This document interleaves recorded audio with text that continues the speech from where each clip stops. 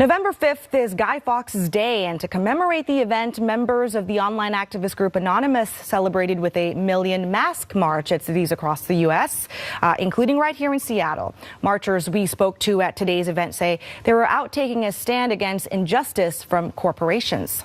Well, basically, I'm out here to basically protest all of the things that are happening with oil companies, gasoline companies, the corporate, basically corporate everything. Anonymous is a loosely associated group of online activists who generally support a free and open internet and oppose corporate influence, cyber surveillance, or censorship. Members often wear Guy Fawkes masks like these when appearing out in public. Hundreds of masked protesters have taken over central London in an annual march inspired by the hacking group known as Anonymous. At least 10 people have been arrested in the capital, which is the traditional hotspot for the anti-establishment event.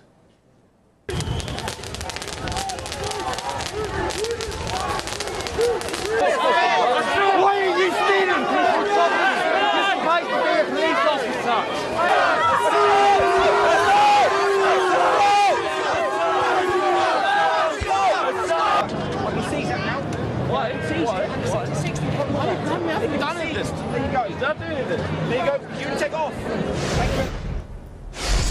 RT correspondent Harry Fears following the protest in London. He joins us live on the line now. Harry, seems like with every passing hour the energy levels have been rising. How have police been handling the situation? Neil, you always seem to come to us just at the moment that the energy is indeed rising. Let's just, we've just fallen into a crowd here as riot police have been withdrawing from the symbolic Trafalgar Square. As you said, there have been at least 10 arrests, but we're seeing almost every 15 minutes additional arrests too. We have read that at least one of them is as a result of an offensive weapon being possessed. In at least 2 other cases, people not removing their face coverings. Police have put in place since the beginning of the demonstration earlier tonight special powers that let them forcibly remove people's face coverings. There were fears then that the protest could become as chaotic this year as it was last year. Just listen to their statement earlier today about their fears of that repeat.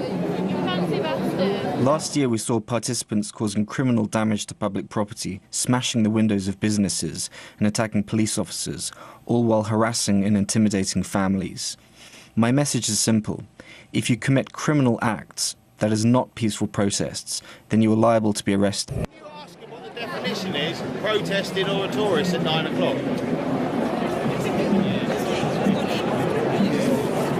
Apologies there, sorry, I couldn't quite hear you. It is indeed very chaotic here, and as I mentioned, there already have been a number of arrests. But there are some big ideas behind this protest in its origin. Earlier we spoke to some of the protesters just here at the beginning of the night when things were more calm.